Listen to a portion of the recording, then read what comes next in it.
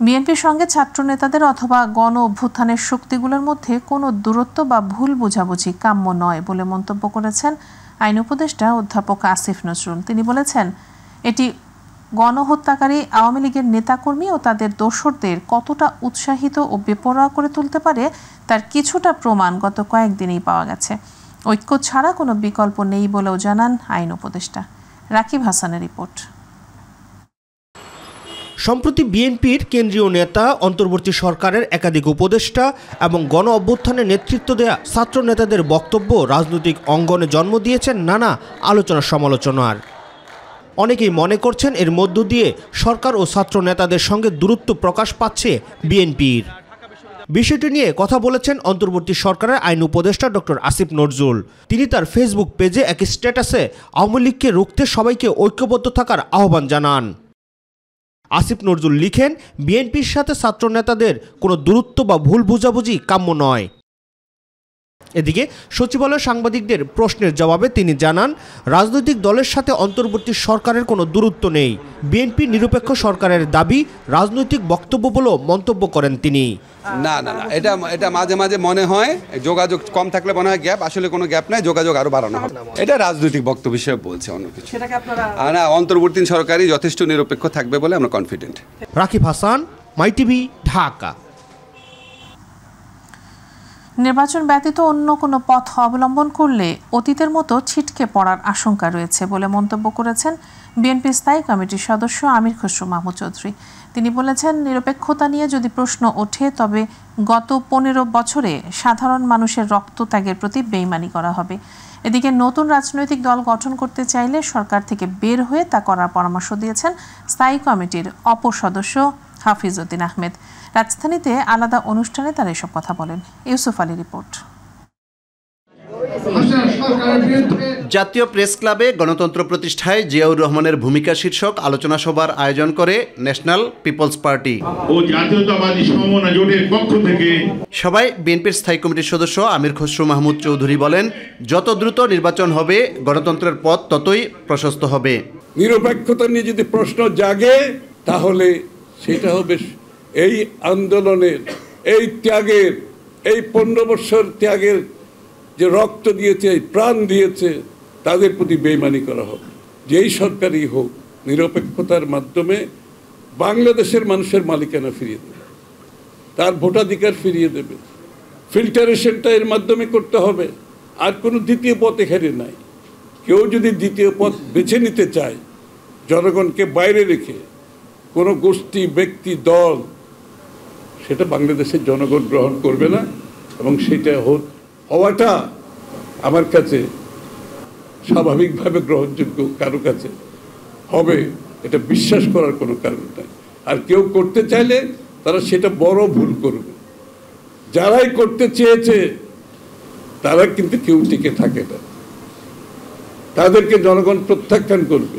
Dhaka reporters ইউনিটিতে অপর আলোচনা সভায় বিএনপির স্থায়ী কমিটির সদস্য অবসরপ্রাপ্ত মেজর হাফিজ উদ্দিন আহমেদ বলেন, শিক্ষার্থীদের মাথায় রাজনৈতিক চিন্তা ঢুকিয়ে ফেসিবাদকে সুযোগ দেয়া যাবে না। আমরা সকল রাজনৈতিক দলের মধ্যে ঐক্য চাই। বিশেষ করে ছাত্র জনতার সাথে রাজনৈতিক দলসমূহের ঐক্য অত্যন্ত প্রয়োজন। আশা করি এই ঐক্যের পথে আপনারা কেউ বিভেদের প্রাচীর তুলে দেবেন না, কিংস পার্টি গঠন করবেন না। যারা রাজনীতি করতে চায় এই সরকার থেকে পদত্যাগ করে বাইরে গিয়ে তারা সরকার গড়ে তুলুক। তারা যেন এত কিছুই পারে, শেখ হাসিনার মতো দুঃশাসনের নেত্রীকে যখন বিদায় করতে পারে তারা, তাহলে আগামী দিনে জনগণ তাদেরকে নিশ্চয়ই হয়তো ভোট দিবে, এই আশায় থাকতে পারে। Let there be level playing field. Yusuf Ali, my TV, Dhaka. নির্বাচন কমিশন সার্বিকভাবে প্রস্তুত থাকলেও আগামী ত্রয়োদশ জাতীয় সংসদ নির্বাচনের জন্য মাঠ প্রস্তুত নয় বলে জানিয়েছেন প্রধান নির্বাচন commissioner AMM Nasir Uddin. Schedule ঘোষণার সময় যেসব দলের নিবন্ধন থাকবে তাদের নিয়েই আগামী নির্বাচন অনুষ্ঠিত হবে বলে জানান সিইসি। এছাড়াও 2021 সালে সংসদীয় আসনের পুনর্বিন্যাস না করলে নির্বাচন আয়োজন বিঘ্নিত হতে পারে উল্লেখ করে সিইসি বলেন, নির্বাচন ব্যবস্থা সংস্কার কমিশনের সব সুপারিশ ভালো বা গ্রহণযোগ্য নাও হতে পারে। আবু সাইদ অপু জানাচ্ছেন বিস্তারিত। নির্বাচন কমিশন সচিবালয়ে নির্বাচন বিডে কর্মরত সাংবাদিকদের নিয়ে reporters forum for election and democracy আয়োজন করে RFED টকের। সেই সুপারিশগুলো এখন চূড়ান্ত করার কাজ চলছে। মাননীয় প্রধান নির্বাচন কমিশনার AMM নাসিরউদ্দিন স্যার। এ সময় প্রধান নির্বাচন কমিশনার AMM নাসিরউদ্দিন বলেন, যদি স্বাধীনতা অক্ষুণ্ণ থাকে তাহলে স্থানীয় সরকার নির্বাচন সুষ্ঠু করা সম্ভব। ভোটারদের ভোটাধিকার ফিরিয়ে দিতে গণজাগরণ সৃষ্টি করার উপরেও বিশেষ বার্তা দেন সিইসি। আমরা যে ইলেকশনটা করব এই আইন কানুন বিধিবিধান কিন্তু এখনো চূড়ান্ত অবস্থায় নাই, কারণ রিফর্মস কমিশনের রিপোর্টগুলো আসা শুরু করেছে। এখন এদের মধ্যে কতটুকু গ্রহণযোগ্য হয়, কতটুকু ইনকর্পোরেট করতে হবে, বিভিন্ন বিধিবিধানের মধ্যে ইনকর্পোরেট করতে হবে, এটা আমরা we are not still sure about it. CEC বলেন, জাতীয় সংসদ নির্বাচনের আগে তড়িঘড়ি করে স্থানীয় সরকার নির্বাচন আয়োজন করলে নির্বাচন কমিশন প্রশ্নবিদ্ধ হবে, আর নির্বাচনের জন্য জটিল আইনি বাধা দূর করতে হবে। শিডিউল ঘোষণার সময় যেসব দলের নিবন্ধন থাকবে তাদের নিয়ে নির্বাচন হবে বলেও জানান সিইসি। মাননীয় প্রধান উপদেষ্টা বলেছেন যে উইথ মিনিমাম রিফর্মস ডিসেম্বর, আর যদি বেশি করে রিফর্ম করতে হয় জুন। আমরা এই টাইম ফ্রেমটা নিয়ে কাজ করছি।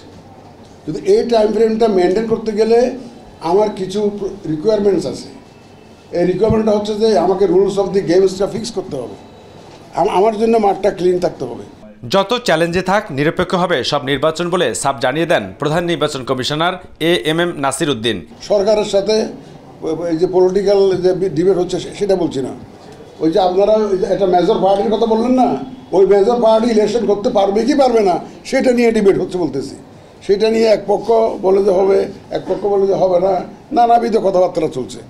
আবু সাদপু, মাইটিভি, ঢাকা।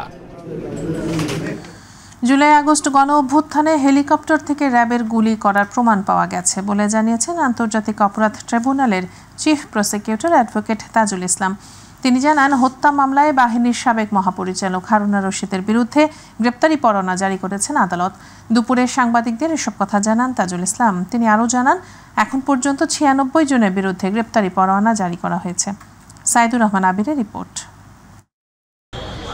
জুলাই আগস্ট গণ অভ্যুত্থানে হেলিকপ্টার থেকে র্যাবের গুলি করার প্রমাণ পাওয়া গেছে। হত্যা মামলায় বাহিনীর সাবেক মহাপরিচালক হারুন আর রশিদের বিরুদ্ধে গ্রেপ্তারি পরোয়ানা জারি করেছেন আন্তর্জাতিক অপরাধ ট্রাইব্যুনাল। দুপুরে সাংবাদিকদের এসব কথা জানান আন্তর্জাতিক অপরাধ ট্রাইব্যুনালের চিফ প্রসিকিউটর তাজুল ইসলাম। এই ছাত্র জনতাকে নির্মূল করার জন্য যে পরিকল্পনা এবং পরিকল্পনা বাস্তবায়ন, সেটা তিনি করেছিলেন হারুন আর রশিদ তার অধীনস্থ অফিসারদেরকে ব্যবহার করে, এবং এই র্যাবকে ব্যবহার করে তিনি এত বেশি অপরাধ করেছেন যে এগুলো আমাদের তদন্ত সংস্থা ক্রমাগত এই তথ্যগুলো পাচ্ছেন। সেই তথ্যগুলো সংগ্রহ করে প্রাথমিক অবস্থায় তার ব্যাপারে যে তথ্যগুলো পাওয়া গেছে তার ভিত্তিতে তাকে গ্রেপ্তার করার জন্য প্রসিকিউশনকে তারা অনুরোধ জানিয়েছিলেন। তার ভিত্তিতে আজকে আমরা পিটিশন মুভ করেছি। আদালত তাকে গ্রেপ্তার করে এই ট্রাইব্যুনালে হাজির করার জন্য নির্দেশ প্রদান করেছেন। এখন পর্যন্ত 96 জনের বিরুদ্ধে গ্রেপ্তারি পরোয়ানা জারি করা হয়েছে। এর মধ্যে সাবেক মন্ত্রী, আওয়ামী লীগ নেতা ও পুলিশ কর্মকর্তাই বেশি রয়েছে, যার অধিকাংশই হচ্ছেন পুলিশ বাহিনীর সদস্য। কিছু আছেন সিভিলিয়ান, সাবেক প্রধানমন্ত্রী স্বৈরশাসক শেখ হাসিনা, তার মন্ত্রী পরিষদের সদস্য এবং এমপি, ছাত্রলীগ, আওয়ামী লীগের নেতারা আছেন। আর কিছু আছেন যে বিশেষ করে মেজর জেনারেল জিয়াউল হাসান, যিনি একমাত্র সেনাবাহিনীর অফিসার যিনি গ্রেপ্তার আছেন।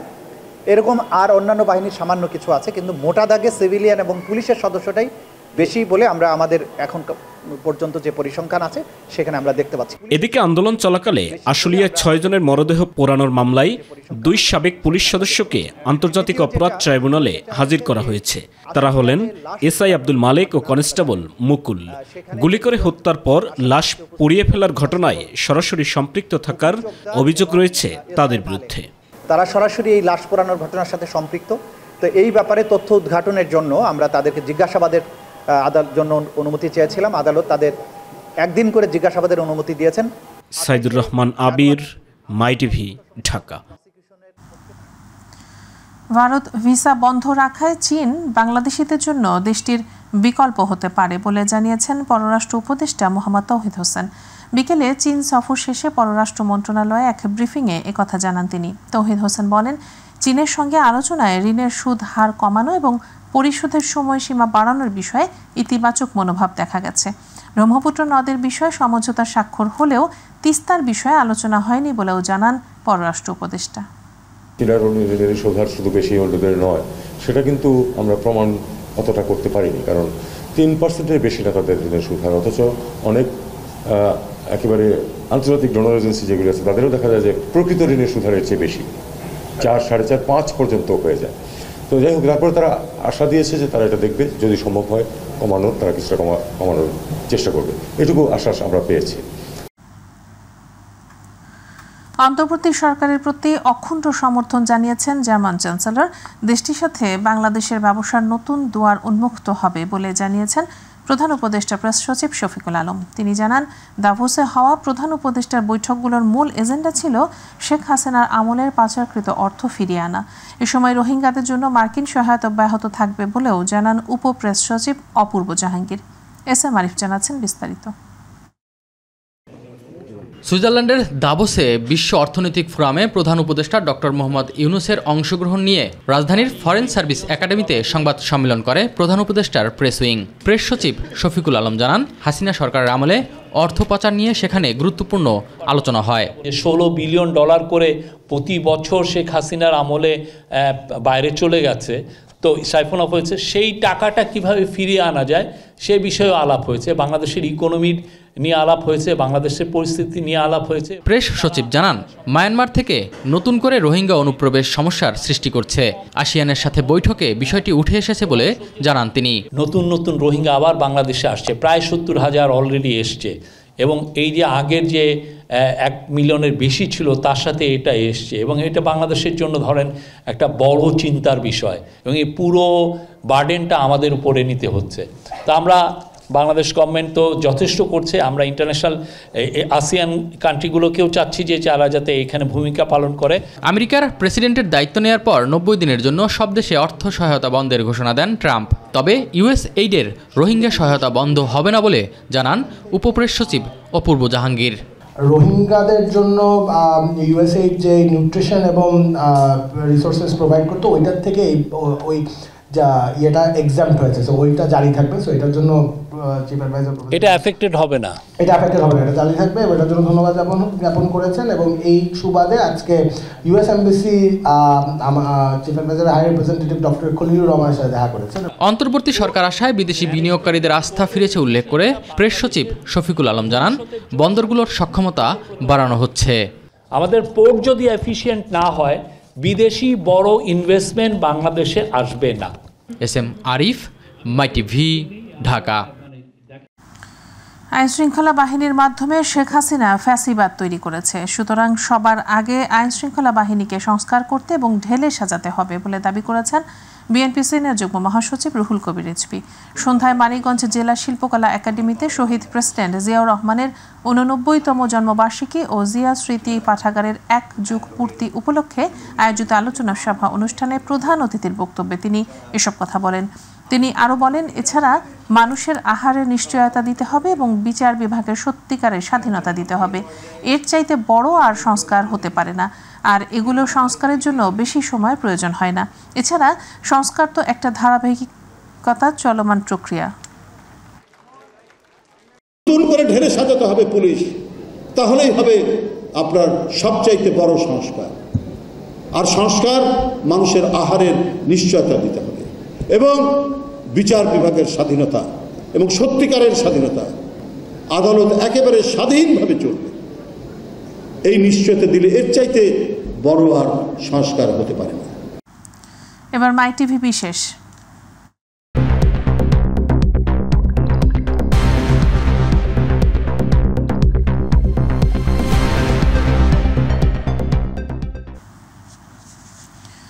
কেবলমাত্র পোশাক পরিবর্তনই নয়, আইন শৃঙ্খলা বাহিনীর সংস্কারে সার্বিক পদক্ষেপ নিতে হবে বলে মনে করেন বিশেষজ্ঞরা, যাতে আর কখনো তারা রাজনৈতিক হাতিয়ারে পরিণত না হয়। পোশাক পরিবর্তনের সাথে এই বাহিনীগুলোর মানসিকতারও পরিবর্তন জরুরি বলে মত তাদের। একই সাথে বাহিনীগুলোর মধ্যে বৈষম্য দূর করার ব্যাপারেও পরামর্শ বিশ্লেষকদের। মাহবুব সৈকতের রিপোর্ট।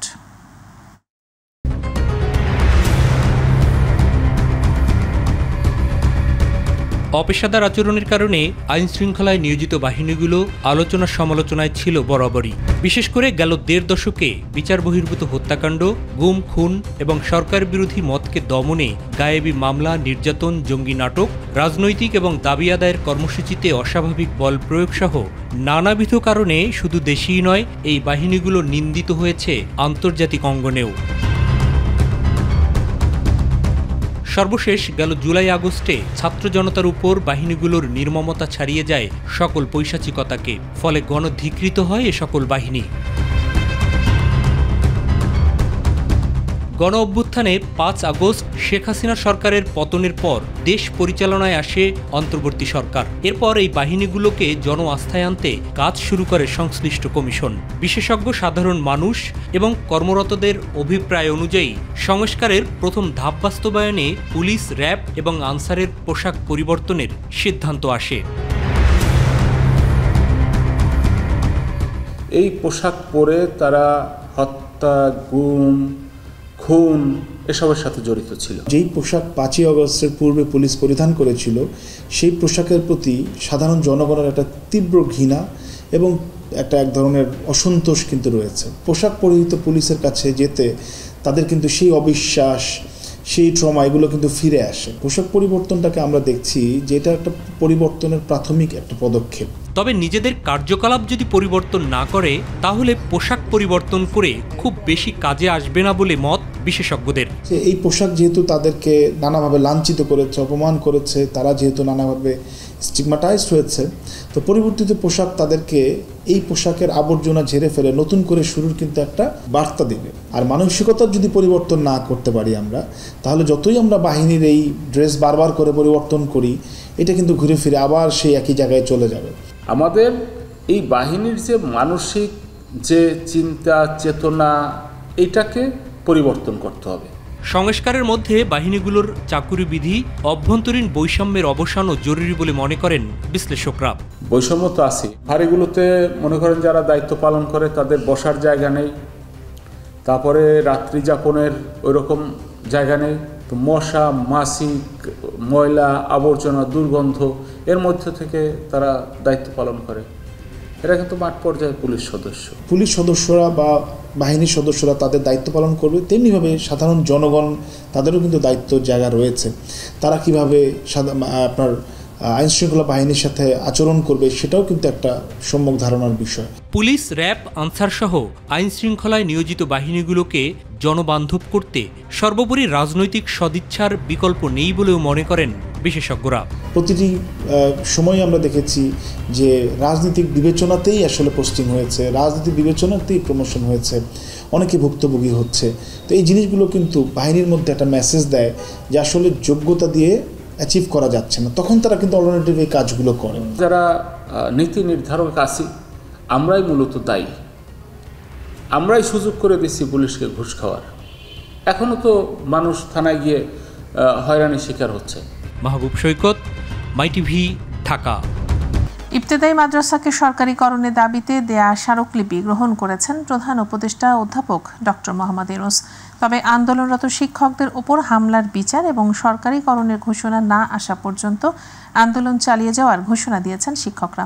দুপুরে সরকারিকরণের দাবি নিয়ে প্রেসক্লাবের সামনে থেকে প্রধান উপদেষ্টার বাসভবনের দিকে যেতে চান শিক্ষকরা। এ সময় পুলিশ লাঠিপেটা ও জলকামান ব্যবহার করে শিক্ষকদের ছত্রভঙ্গ করে দেয়। আরও দেখুন জাহিদ আহমেদ বাবুর রিপোর্টে। ঢাকা বিশ্ববিদ্যালয় চারুকলা অনুষদের সামনে দুপুর থেকে হঠাৎই যানজট। ভয়াবহ এই যানজটের কারণ ইবতেদায়ী শিক্ষকদের চাকরি জাতীয়করণের দাবির প্রেক্ষিতে অবস্থান। আন্দোলনের ৮ম দিনে ৬ দফা দাবির এক স্মারকলিপি দিতে প্রধান উপদেষ্টার কার্যালয় অভিমুখে রওনাকালে পুলিশের বাধার সম্মুখীন হন ইবতেদায়ী মাদ্রাসা শিক্ষক ঐক্য জোট। এক পর্যায়ে পরিস্থিতি সামাল দিতে শিক্ষকদের উপর জল কামান, কাঁদানে গ্যাস ও লাঠিচার্জ করে পুলিশ। এ ঘটনায় শাহবাগ এলাকা সড়ক অবরোধ করে রাখেন আন্দোলনকারীরা। জানান, হামলা সুষ্ঠু বিচার না হওয়া পর্যন্ত আন্দোলন চালিয়ে যাবেন। এই পুলিশ বাহিনী আমাদেরকে ব্যারিকেড দিয়ে, আমাদেরকে সান্ত্বনা না দিয়ে আমাদের এই অবহেলিত, নির্যাতিত, নিষ্পেষিত শিক্ষকদেরকে বেপরোয়াভাবে পিটানো হয়েছে। জাতীয়করণ না হওয়া পর্যন্ত আমরা এখান থেকে পিছপা হব না। পরে পুলিশের সহায়তায় 15 সদস্যের একটি প্রতিনিধি দল স্মারকলিপি দিতে প্রধান উপদেষ্টার কার্যালয়ে যান। ঘণ্টা 2 পর প্রধান উপদেষ্টার কার্যালয় থেকে আশানুরূপ আশ্বাস না পাওয়ায় আন্দোলন চালিয়ে যাওয়ার ঘোষণা দেন প্রতিনিধি দলের মুখপাত্র কাজী মোখলেসুর রহমান। যাওয়ার পথে প্রতিমধ্যেই প্রধান উপদেষ্টার এপিএস সাহেব আমাদের সঙ্গে কথা বলেছেন, আমাদের স্মারকলিপি নিয়েছেন।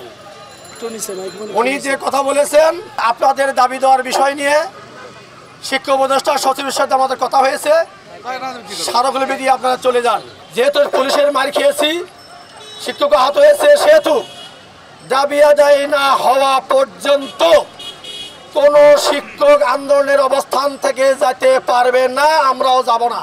পরিস্থিতি স্বাভাবিক করতে সড়কে বিশৃঙ্খলা ঠেকাতে প্রয়োজনীয় পদক্ষেপ নেওয়ার কথা জানান শাহবাগ থানার কর্তব্যরত পুলিশ কর্মকর্তারা। পুলিশকে সহায়তা করেন, যেন আপনাদের জায়গাটা ছেড়ে দিন, ছেড়ে দিয়ে আপনারা শান্তিপূর্ণভাবে থাকেন। একটু প্রবলেম হচ্ছে যানজট ট্রাফিকে, তা আমরা বিকল্প ডাইভারশন দিয়ে সেটা সমাধান করার চেষ্টা করছি।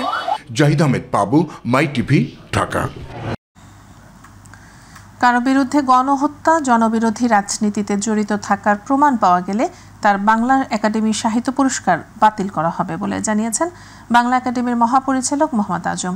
তিনি জানান, বাংলা একাডেমি পুরস্কারের তালিকা প্রকাশের পর অভিযোগ ওঠায় তা স্থগিত করা হয়েছে। বাংলা একাডেমির সার্বিক পরিস্থিতি এবং সার্বিক পরিচালনা পদ্ধতি নিয়ে নানা পক্ষে কিছু অসন্তোষ রয়েছে জানিয়ে তিনি বলেন, বাংলা একাডেমি সংস্কারে কমিটি গঠন করা হবে। আমাদের ঘোষিত তালিকাটি ইতিমধ্যে সাময়িকভাবে স্থগিত করেছে। তো সব মিলিয়ে এই পুরো ব্যাপারটা সম্পর্কে আমার বলার কথা মোট দুটি। একটি হলো এই যে আমরা এই তালিকাটি রিভিউ করব এবং কোথাও কোথাও যেখানে আমরা প্রধানত গণহত্যা এবং জনবিরোধী রাজনীতির সঙ্গে যদি কারো সরাসরি সংশ্লিষ্টতার কোনো প্রমাণ পাই, যেই অভিযোগ আমাদের সামনে এসেছে, আমরা সেটা একটু খতিয়ে দেখছি, অনুসন্ধান করছি। যদি এই ধরনের সরাসরি সাক্ষ্য প্রমাণ পাওয়া যায় তাহলে নিশ্চয়ই আমরা সেটা বাতিল করব। জুলাই আগস্ট গণ অভ্যুত্থানের সময় দেশের বিভিন্ন কারাগার থেকে পালানো বন্দীর মধ্যে 7 শতাধিক বন্দী এখনো ধরা পড়েনি বলে জানিয়েছেন স্বরাষ্ট্র উপদেষ্টা অবসরপ্রাপ্ত লেফটেন্যান্ট জেনারেল জাহাঙ্গীর আলম। তবে তাদের ধরতে সরকার তৎপর রয়েছে বলেও জানান তিনি। দুপুরে কেরানীগঞ্জ কেন্দ্রীয় কারাগারে জরুরি সেবা উদ্বোধন অনুষ্ঠান শেষে সাংবাদিকদের এক প্রশ্নের জবাবে তিনি এসব কথা বলেন। স্বরাষ্ট্র উপদেষ্টা এই সময় আরও বলেন, গণ অভ্যুত্থানের সময় বিভিন্ন কারাগার থেকে 2200-র বেশি আসামি পালিয়েছিল। 700 হাজতি ধরা সম্ভব হয়নি, তবে তাদের ধরতে সাঁড়াশি অভিযান চলমান। প্রায় 700-এর মতো এখনো বাইরে রয়ে গেছে, আর যারা ছিল তাদের সবাই আবার বন্দী করে কারাগারে রাখা হয়েছে। তাদের আবার ধরে তাড়াতাড়ি আইনের আওতায় নিয়ে আনা হবে। যেই ধরা পড়বে তারই আইনের আওতায় নিয়ে আনা হবে। চিন্তায় চালাবাজি হচ্ছে এবং যারা করতেছে তারা ধরাও করতেছে, আবার ছাড়া পাওয়ার পরে আবার তারা আবার এই ভিতরে করতেছে। এটা সত্যি কথা। আমরা চেষ্টা করতেছি এটা যে যতভাবে হোক। গত 5 আগস্ট বগুড়া সদর থানা থেকে লুট হওয়া 2টি আগ্নেয়াস্ত্র ডোবা থেকে উদ্ধার করেছে পুলিশ। বিকেলে এরুলিয়া ইউনিয়নের ঘোলাগাড়ি এলাকার একটি ডোবা থেকে অস্ত্রগুলো উদ্ধার করা হয়। উদ্ধার হওয়া অস্ত্রগুলোর মধ্যে রয়েছে একটি এলএমজি ও একটি চাইনিজ রাইফেল। বগুড়া সদর থানার ওসি জানান, একজন কৃষক জমিতে পানি সেচ দেওয়ার জন্য বাড়ির পাশে ডোবায় গেলে কাদামাটির মধ্যে 2টি আগ্নেয়াস্ত্র দেখতে পান। পরে স্থানীয়রা পুলিশে খবর দিলে পুলিশ এসে অস্ত্র দুটি উদ্ধার করে।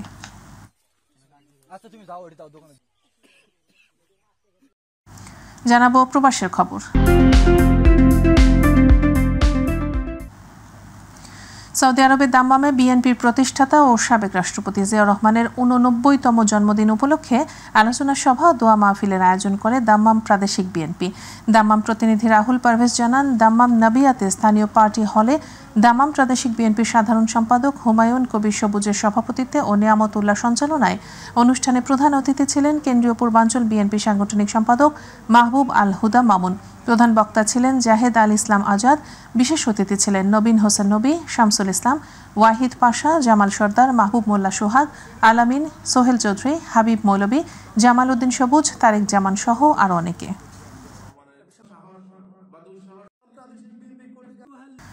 পৃথিবীর সর্বোচ্চ পর্বতের নাম মাউন্ট এভারেস্ট। তবে মাউন্ট এভারেস্টের চেয়ে প্রায় 100 গুণ উঁচু দুটি পর্বতের খোঁজ পেয়েছেন বিজ্ঞানীরা, যদিও এসব কাঠামোর উপস্থিতি ভূপৃষ্ঠের নিচে। নতুন এক গবেষণা বলছে দুটি দানবীয় কাঠামো পৃথিবীর কেন্দ্র ও ম্যান্টেলের সীমানায় রয়েছে, আর তাই ধারণা করা হচ্ছে আফ্রিকা ও প্রশান্ত মহাসাগরের নিচে এই পর্বত দুটি অবস্থিত। জুবাইর রহমানের রিপোর্ট। ভূপৃষ্ঠের গভীরে এভারেস্টের চেয়েও 100 গুণ বড় দুই পর্বত আবিষ্কার করার কথা জানিয়েছেন বিজ্ঞানীরা। শুনতে অবাক লাগলেও সত্যি, এ সংক্রান্ত একটি গবেষণা বিশ্ববিখ্যাত বিজ্ঞান সাময়িকী নেচারে প্রকাশিত হয়েছে। এতে বলা হয় এ দুটি পর্বতের মধ্যে একটি আফ্রিকার মহাদেশ এবং অন্যটি প্রশান্ত মহাসাগরের নিচে।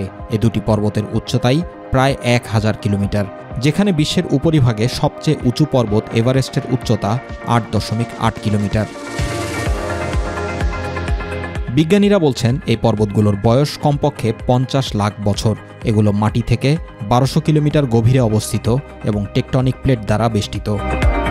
গবেষণায় বলা হয় পৃথিবী পেঁয়াজের মতো আলাদা আলাদা অংশে বিভক্ত, বাইরে পাতলা খোসার মতো এবং তারপর স্থিতিস্থাপক ম্যান্টেল আউটডোর, এই ম্যান্টেল আউটডোর ও এরপর তরল আউটার কোর। এই স্থানের সীমান্তে দুটি পর্বত অবস্থিত। এটি পৃথিবীর দুটি আলাদা আলাদা বিপরীত দিকে অবস্থিত। বিজ্ঞানীরা জানিয়েছেন তাদের বহুদিনের সন্দেহই এই আবিষ্কারের সঙ্গে সত্যি হয়েছে। সমুদ্রের তলায় লুকিয়ে থাকতে পারে এমন দুই বিরাট শৃঙ্গ বহুদিন এমনটা আন্দাজ করেছিলেন বিজ্ঞানীদের একাংশ, যদিও কোনো নির্দিষ্ট প্রমাণ ছিল না কারো হাতেই। শেষ পর্যন্ত ভূমিকম্প এবং সিজমিক শকওয়েভের চরিত্র বিশ্লেষণ করে তারা এ সিদ্ধান্তে পৌঁছেছেন। জুবাইর রহমান, মাই টিভি নিউজ।